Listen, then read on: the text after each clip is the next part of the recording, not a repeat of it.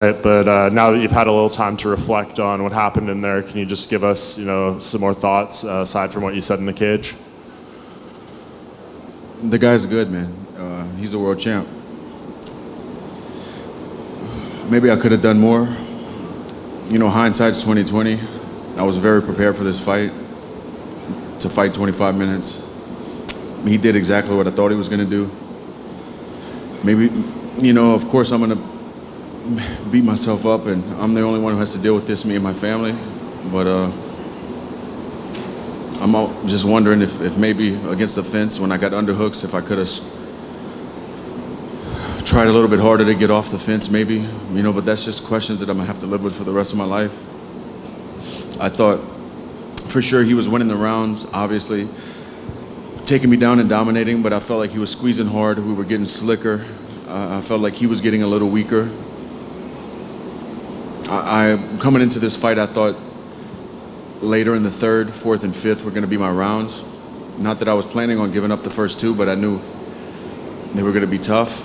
So coming back to the stool after each of those rounds, in the beginning, I wasn't getting damaged a whole lot with shots that were hurting. He cut me, but I thought the deeper we got into the fight, the more slick I was going to be able to be, but that's fighting, man. Stuff is tough. Yeah, and it seems like you got him with a couple of good shots in the second round, and then that guillotine seemed pretty deep. How close did you feel you were in those two moments? The guillotine was really deep, but for the rest of my life, I'm gonna look back and wonder why I didn't jump full guard with it. I just threw one leg over so he couldn't pass to take the choke off. I should have jumped full guard. I don't know why I went shin across the stomach with the right leg or whatever I had, a butterfly with it. I should have went full guard so he couldn't roll out and relieve the pressure. When I heard him, maybe in the back of my head, the takedown was, I felt like I couldn't get anything going with my stand-up. He's very awkward. He dips his head and throws uppercuts.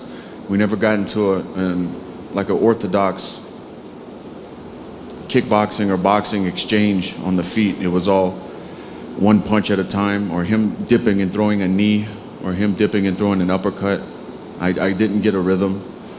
I felt like the way he was pulling back, it was hard for me to set up my combinations and get into a rhythm. I know I sound like I have a lot of excuses, but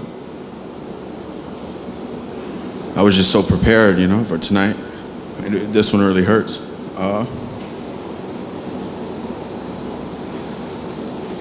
And I know it's probably not what's on the top of your mind right now, but Khabib did say after the fight he was going to donate to your charity. And then I don't know if you heard Dana when you're in the back there, he said he's going to match whatever Khabib contributes. What does that mean to you?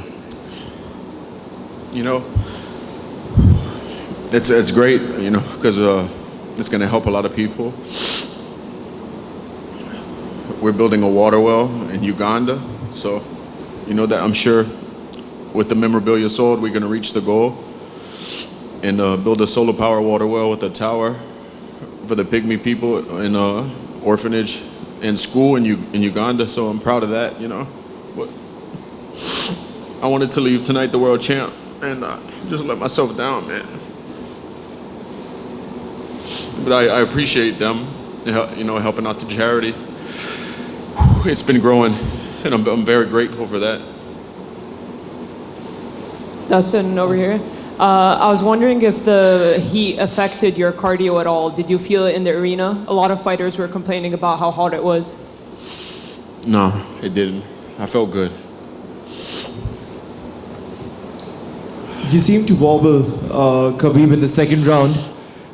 Did you think you could potentially finish him at that point in the second round? Yeah, I knew I had him hurt. He does a really good job of keeping a good poker face and not acting like he's hurt, but I saw his legs go. I had trouble landing my shots. I was worried about his takedown. I started throwing a lot of looping shots, not being slick and setting up combinations. And the shot that I hurt him with, I believe I threw a jab cross and switch stance. That way I can still be in range with power shots when he pulled back. And I threw a right straight from an orthodox stance. that clipped him and hurt him.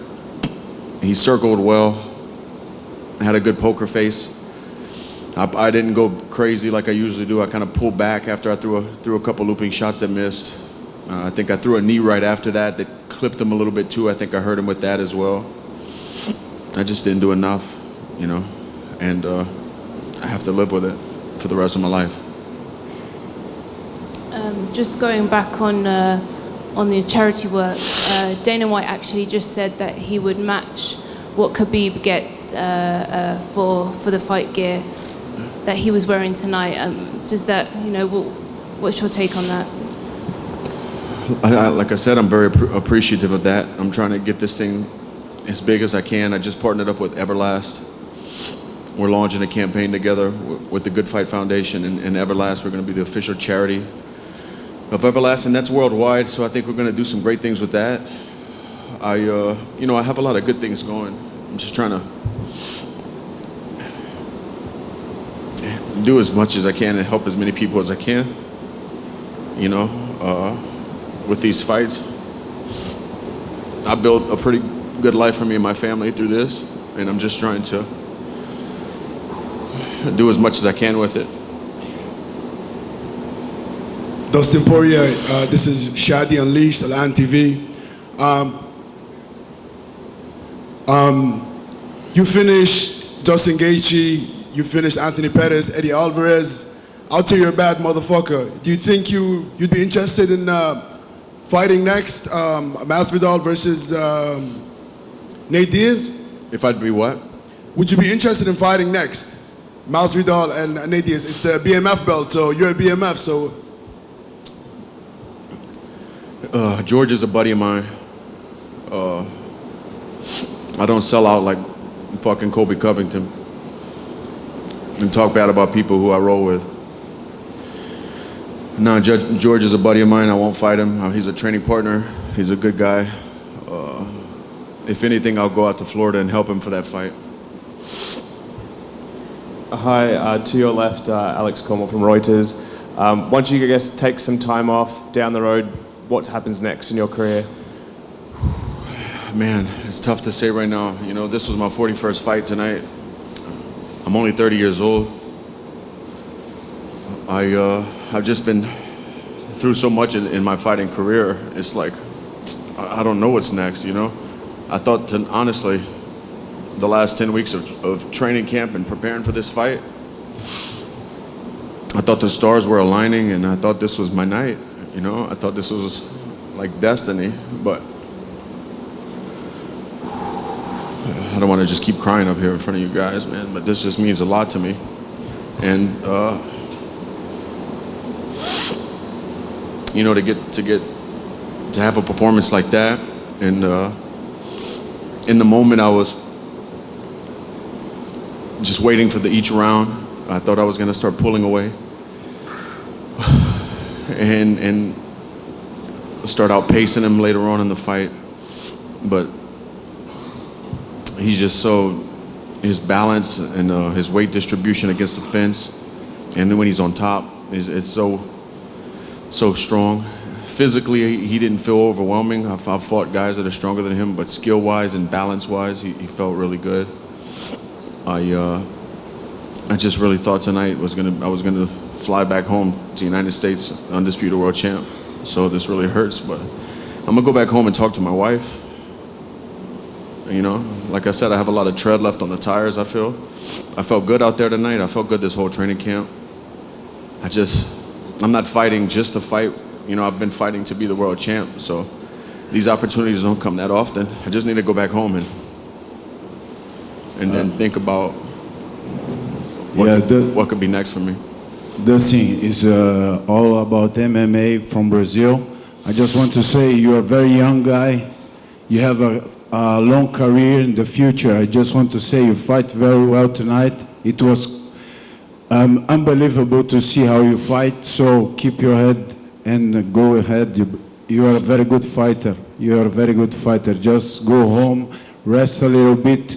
God have a good future for you in the UFC. Don't worry. Thank you, man. I'm familiar with adversity. It's just I have to live the rest of my life asking myself if I could have done more, if I could have maybe escaped some of those takedowns, if I could have pushed harder when I had my underhooks against the fence. Those are the questions that'll haunt me.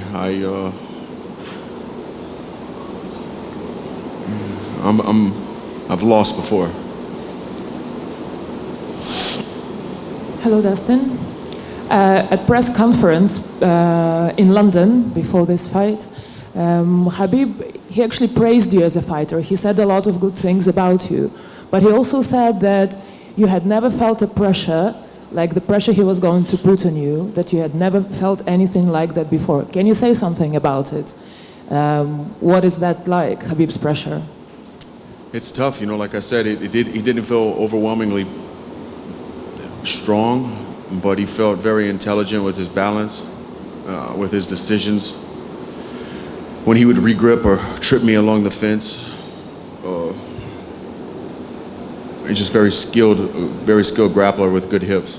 You know, his pressure felt high level. Dustin, just reflect on this week. You know, coming in, it was dubbed as enemy territory, but in the cage right after the fight, the crowd, the way they cheered you. Just tell me, I know it's not what you probably think about now, but look, when you reflect back, I'm sure you'll appreciate kind of the crowd and how they received you and the respect they've shown you. Yeah, I want to apologize to anybody who I offended by saying I was coming into enemy territory. It was the complete opposite. This is the smoothest, most welcoming fight week I've ever had in my career. And I fought cities all over, different countries. And Abu Dhabi was amazing. The people were great. Everywhere I went, the service was great.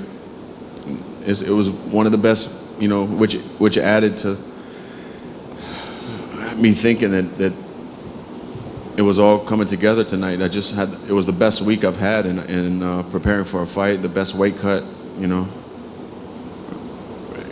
I have no excuses. You know, Khabib is a world champ.